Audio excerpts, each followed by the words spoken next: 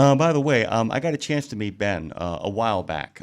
Ben Greenberg is Hmm. the president and CEO of the North Carolina Trucking Association. Here's the irony: I met him in Georgia. Yeah. I met him in Georgia for the North Carolina Trucking Association's conference that they had there. It was a spectacular time. We got a chance to celebrate a friend's birthday down there. They were terrific hosts.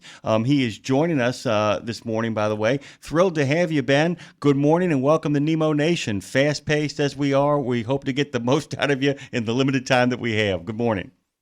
Yeah, absolutely. Good morning. It was nice to meet you in Georgia. And let the booting crackdown begin. Ben, you got That's exactly right. got a topic for our discussion here this morning. Today is the big day. It's the 1st of December, and the new booting laws go into effect. And unusually, they go into effect on commercial trucks first, and then the cars are going to come along. Correct? Well, we were working on tackling the commercial truck issue. I don't know whether we'll see any changes in personal auto practices. That would be, for another group to call on their government for. But Mm-hmm. we were seeing the real issues, with predatory booting affecting commercial trucks in North Carolina. So I want people to go to nctrucking.com to find out more about Ben's organization. This has been a long road to hoe because, there's a lot of states who have made some real reform efforts, and there are states that are still behind the times. Part of what you guys have done is taken point on making sure that you guys are ahead of the times. Tell people what has changed, what used to be and what is now with this bill going into effect. Yeah, absolutely. So, historically, there weren't really any laws on the books impacting towing and commercial trucks in North Carolina. And we were having a real hotbed of issues, particularly in the Charlotte market. I know you just had my friend Rebecca Brewster on, and she'll tell you, Charlotte is the home of the bottlenecks in North Carolina. So you've got a high traffic area, limited truck parking, and we were seeing trucks that were just being hit for these predatory booting charges of 3,000, 5,000 plus dollars for 15 minutes of work when, the issue was they didn't want the trucks parked there, and yet they were immobilizing them in these spots. And so that was the law now is that booting a commercial truck or doing any other type of traffic enforcement that immobilizes a vehicle is a misdemeanor in North Carolina. That's part one. And that became a law, as you mentioned, at midnight this morning. The other piece of the legislation requires the release of commercial cargo. And so in the instance of a tow of a commercial truck, cargo can now be freed. And one of the means of freeing it would be doing a trailer swap with an empty trailer just to be able to keep freight moving down the road while folks work out the issues on the tow. It got real bad too. You're quoted in the Sun coverage on this in terms of factories not being able to operate because the parts are in a trailer someplace under a boot, and that Yeah, it's became a big wild. And thing.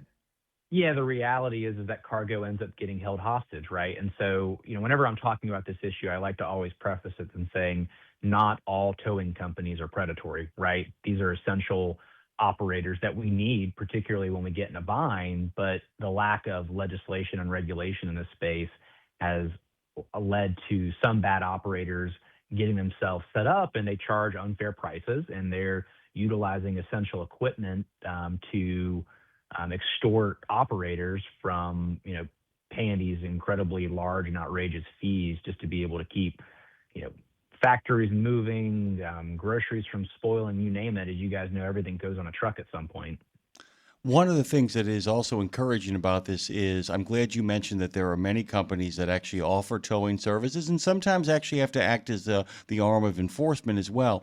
The problem is when you allow predatory companies to have sway, it drives people who would do the business legitimately out because it means that those folks corner markets, make profits, sometimes predatory profits, and prevent anybody who wants to do it right. So you're not just actually assisting truck drivers across the state of North Carolina, you're actually helping the legitimate towing service companies, correct?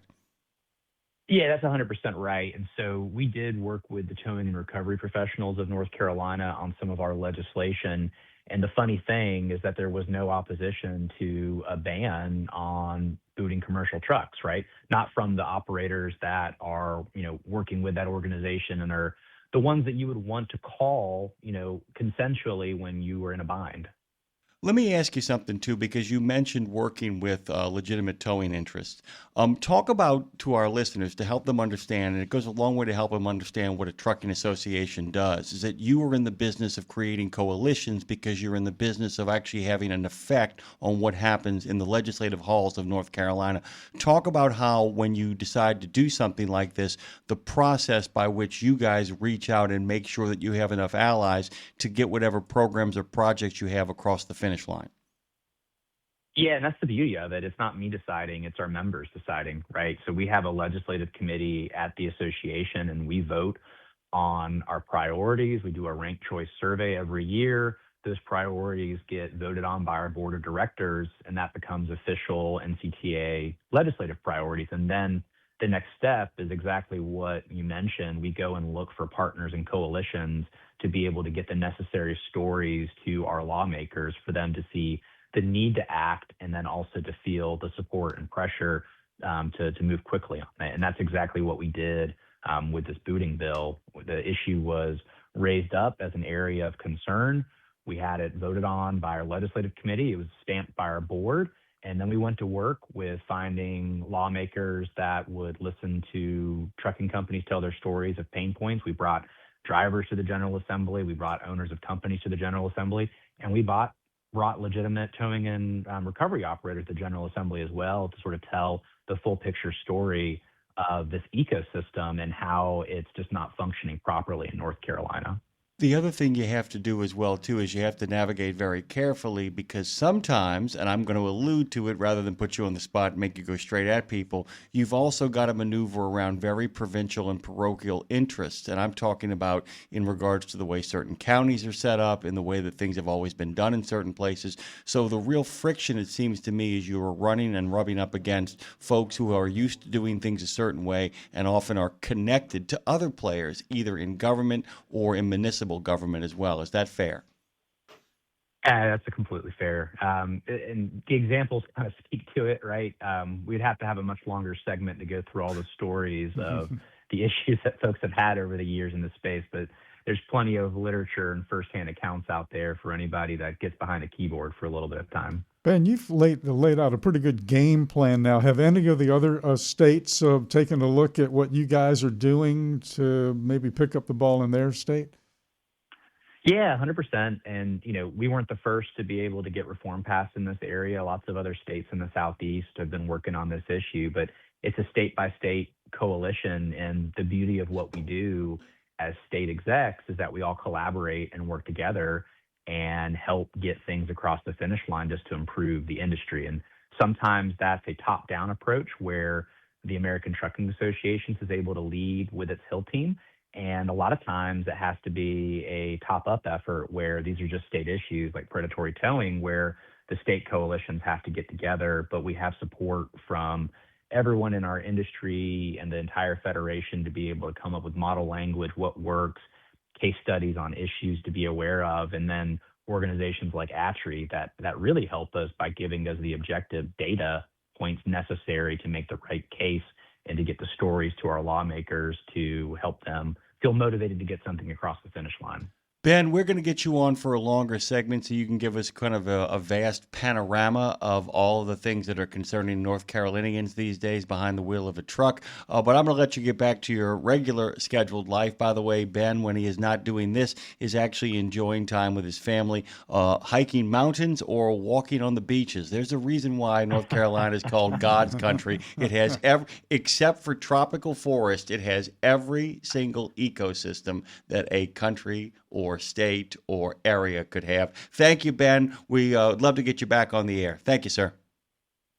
See you guys. All right. nctrucking.com is the place to go to find out about more with Ben and his folks over there in Tar Heel State, too.